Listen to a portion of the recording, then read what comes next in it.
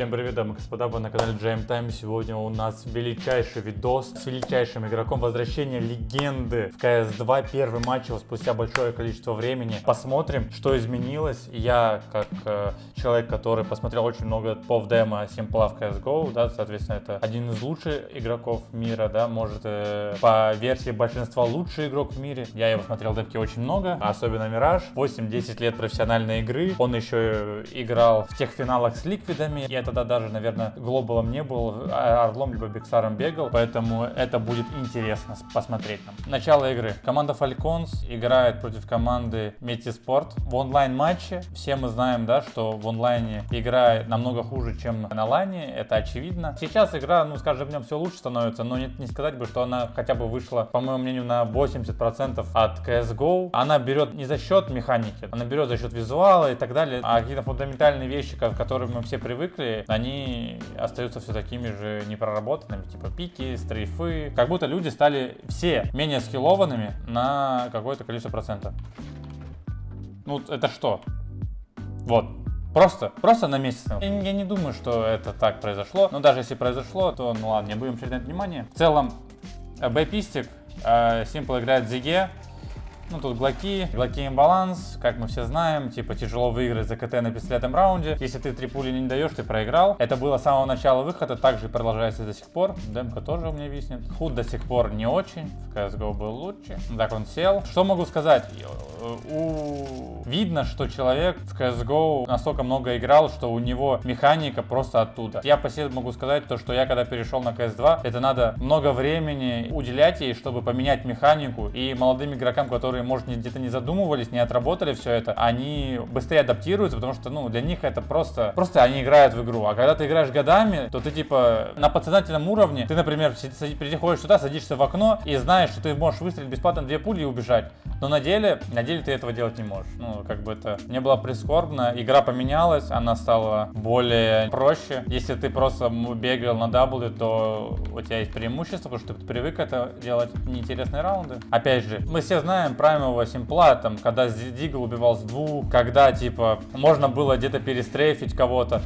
Когда вот такие шоты всегда попадались, но на деле сейчас, ну, невозможно это убить. То есть сейчас невозможно стоять и дать фраг. Вот что я понял, играя в эту игру. Ты не можешь сейчас стоять. И на контрасте прошлого моего видеоролика, который был не так давно, можно увидеть разницу между там донками и симплом в плане движений. И большинство игроков сейчас, они перестраиваются на более мувмент донка, то есть вот это постоянные движения. Я это и в онлайне, я перемотал в онлайне, мне интересно было, как это все выглядит. Потому что в целом я не смотрел стримы, да, но был ажиотаж, что же будет, вернулся бог этой игры. До этого хорошо сбрил, ну, типа движение. То есть основа, я говорю, основа в старой версии, в механике было то, что ты мог вот так стрейфить на месте, и тебя тяжело было вырубить. То есть моделька выбегала, если моделька не вышла четко и сразу тебя с пули не убила, то она останавливается в неудобном положении, ну и ты, типа, ну вы поняли. А сейчас тебе надо шире делать эти стрейфы, за счет этого ты там где-то топаешь, либо ты их не делаешь по старой привычке, и из-за этого ты проигрываешь в дуэлях. И чтобы это пофиксить, надо, вот допустим, вот сейчас можно наблюдать то, что он стоит, ставит прицел, ну, то есть от того, что чел выбежит, а чел просто вышел по другим стрейфом. И по-хорошему, как я к чему пришел, ты не можешь так стоять. Не существует crosshair placement как такового. В CSGO он был основой типа игры. Ты мог плохо двигаться, но ставить прицел правильно и убивать. Сейчас ты обязан и хорошо двигаться, и crosshair placement тебе поможет, но если человек наберет скорость, то он тебе не поможет. Если все равно пикает чел, вот так. Вы посмотрите, в CSGO этот пик выглядел бы супер мусорским. Чел на шифте на контроле на тебя вышел. Но это шок. Ты просто его втыкаешь в CSGO. Но в этой игре у тебя есть преимущество. Особенно если у тебя пинг 5 против пинга 20, либо еще что-то. Ты просто король этой игры. Не говоря уже о FPS, сильном компьютере, финансовом положении, насколько ты богатый. Типа... Вот, опять же, появилась там новая микро на контроль, что ползти. Ну, вы поняли, чтобы быть крутым, надо до хера играть и перестраивать свой майндсет. Поэтому, молодые игроки, вы должны понимать, что сейчас переломный момент. У вас с чистого листа формируется механика игры, поэтому кто много играет, сейчас тот и круче. Игру они проиграли, но, как по мне, судить по одной игре не вариант вообще. Зная ситуацию, что такое командное построение, особенно когда много крутых игроков, я даже не могу представить себе и вспомнить команду, которая вот так сделала кардинальные замены и резко выстрела. Мы можем с вами вспомнить моменты, когда определенный стак очень крутых игроков играли вместе, потом взяли, скорее всего, опорника, либо иногда снайпера. И только тогда они могут резко за счет одной замены выстрелить. Как это было в Фейзах, когда взяли Рапса. Как это было в Нави, когда они взяли Перфа, потом взяли Бита. Как это было в Астралис, когда они взяли Мэджиска. В остальных ситуациях обычно это все занимает месяцы, а то и годы, пока ты заново не сформируешь какое-то видение, чтобы всем было удобно, все понимали. Помимо всего прочего, все твои старые наработки заруинились,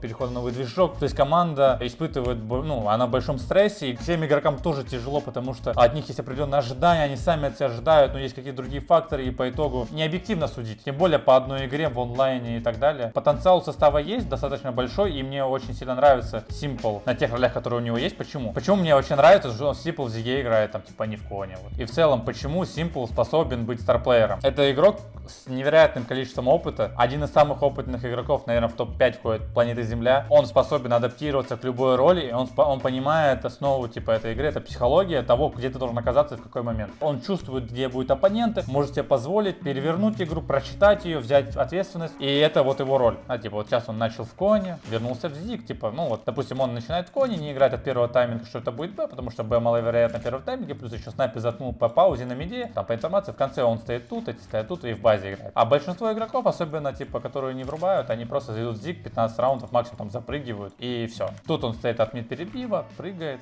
ушел от Б, кон заход, не было, наверное, информации, что Владер прошел. Сейчас сыграл от Б, мид какие-то гранаты, он выбил его. Следующий раунд, дропнул молик снайпер. В случае Б-хита он типа скинет молик, и за счет этого Simple пошел в ладер. А за счет того, что снайпер имеет молик экстра, он делает выход, максимум один выбежит. В идеале снайпер просто скидывает молик, делает всех остальных, одного убивает. За счет этого Simple уже может тянуться и не играть с ним близко. И они не вдвоем играют от хита, типа он один. И за счет этого, он в ладере стоит с молик. Помню, что давно, когда Нави там играли, Simple, если у него был кольт, он часто ходил в ладер, когда у него не было авика. Вот. Simple достаточно одного раунда, чтобы понять весь майнгейм Джакини. Он пошел в ладер. Почему? Потому что в прошлом раунде я сыграл просто от Б, классику. За счет этого чилы пошли на А и выиграли. Он типа такой думает, давай-ка я чуть более агрессивнее сыграю, и пошел в ладер. И вот челик опять заходит на... Даже он не играет, потому что там может быть и игрок. Плюс там еще Нило, да, это супер талант. Я, кстати, его никогда не слышал, не видел. Это первая игра, где он закэрил, хотя его люди предиктили. Но, наверное, надо на праках обращать внимание. Хороший фраг, бомба упала.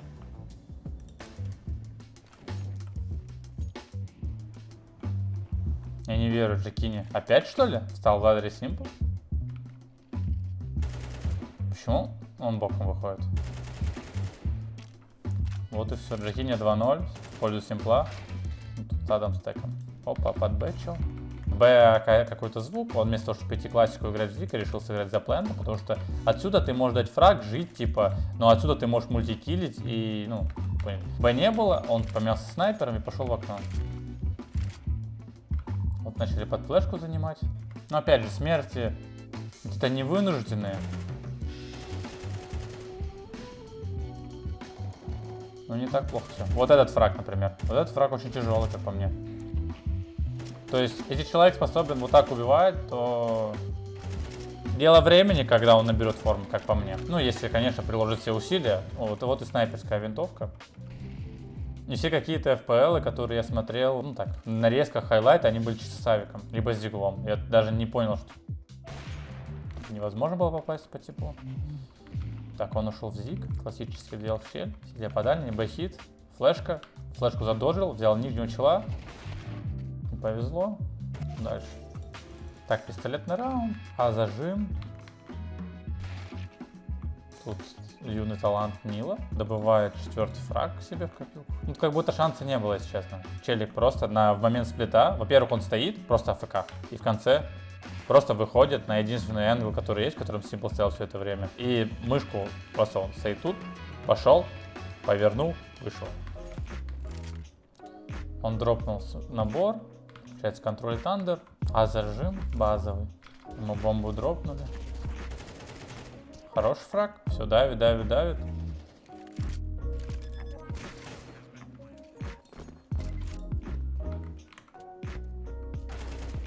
Хорошие фраги, на самом деле. Классические симпловские фраги. Доводка с каликом в голову. Я таких сотни не видел. Не Дон, конечно, но у Донка запредельный уровень, чуваки. У Донка запредельный уровень. О, молик хорош, кстати, я уверен. Ну ладно, тут смог другой. Это тоже хороший фраг, на самом деле. Блин, я так говорил про преимущество пикающего, но на самом деле вот этот чувак, типа Simple, просто садится и ставит прицел и вырубает чего. Вот тут, например. Ну, он не сел, он стоит на АД, вот Ракиня выходит, и он доводит ему в лицо. В целом, как Донг. Что за микро? Челы, вот типа Нила. Это новое поколение так стреляет, что за ТР, что Нила.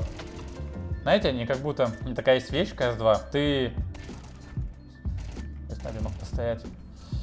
Ты чувствуешь себя неуязвимым первую секунду или полсекунды, как ты пикаешь. Если ты грамотно нажал на кнопки и разогнался, я по ДМам, там, по играм, я чувствую себя неуязвимым. Условно, вот тут, как бы, видите, в момент, когда Simple начал стрелять, вот прям он не сразу, как модельку он видел. То есть у типа на пике сейчас есть возможность стрейфануть, чуть-чуть там, не знаю сколько миллисекунд подумать, может 7 миллисекунд знаменитые, и грамотно прицелиться, пока терек, типа, должен инсейн мутить. Но в любом случае, если, типа, ты в первую в голову не попадаешь, это преимущество нивелируется, ну, до момента, пока другой человек не пойдет в голову. Раунд они выиграли? Окей, 5 в 3. Маден упал, на Б стяжка пошла, чел начал прыгать, сам себе хае дал. Simple выпрыгнул. Тут невозможно было попасть. Ну и тут тоже было невозможно попасть. Челы просто набегают и все. По-хорошему, вот так неплохо микрит, живет. Вот тут типа так на попытку пулю дал. Уже мейнгеймс это от МПшки, а МПшка просто на тебя набегает и все. Следующий равик, он просит авик. Ой-ой-ой. 4 в 4. Ракиня в блайнде упал. Лига вышла. Опа, смог. Не так, но. Бахит, что ли, какой-то. Чел зааркадил, стрейфанул его. Второй раз решил стрейфануть, но чел просто заспрейл. Ну, супса своя микро. Новое поколение, что вы хотите. Тут вообще оно не предиктится. То, как они нажимают. У меня такие дуэли я только на FaceIT испытываю. Ну, потому что мы редко пересекаемся с молодыми игроками в целом, да? А когда пересекаешь, это такой, вау, типа, тебя убивают по-разному. Это я к тому, что, блин, молодые типы, они на каких-то инстинктах жестких киберспортивных тебя убивают. И ты, типа, даже это где-то проанализировать не можешь. Поэтому надо мониторить типов, поучиться у них, да? Иначе сгниешь, пацаны. 10 лет не вариант играть. Как в этом мире конкуренции существовать, да, спросите вы? В условном спорте, мне кажется, сменяемость как будто слабее. Там в футболе каком-то, мне кажется. 5-3. Тут даже он не поиграл. Смоки в мидл, пошли ковры, выход ковры. Тут тоже нельзя было поиграть, просто заспрейли. Ну и все, они выиграли. Резюмируя, по первой игре и официалке, ничего сверхъестественного, да, там, проиграли игру, с кем не бывает, да, новая команда, не тренировались, даже, может, больше недели, может, 2 недель не тренировались, особенно 6 карт в нынешнее время, когда каждую неделю у тебя меняют респавны, забирают твои какие-то гранаты, смоки, лайнапы, это увеличивает рандом, не говоря уже о там, переходе на другой движок, там, смена каких-то там, перелетов, обстановки, где-то ты много не играешь и так далее. Вывод делать рано, но я думаю, всем рады, что Simple вернулся. Это огромная часть CS комьюнити, которая продвигает индустрию вперед. У него очень много болельщиков, фанатов, которые следят только за ним, поэтому это не может не радовать его возвращение. Надеюсь, что он останется в либо этой команде, либо в любой другой. Он должен быть на сцене. Это очень хороший буст для всей индустрии в целом. А также моего YouTube-канала, моего контента с Simple ролики всегда собирают, поэтому он самый частый гость, наверное, будет и был, не считая, наверное, Донка. Всем спасибо, что смотрели. Судить пока рано. Подписывайтесь на канал, ставьте лайки. Впереди у нас мейджор. Буду записывать ролики по мейджору. Надеюсь, что мы его выиграем. Кто верит, напишите в комментариях. Всем пока.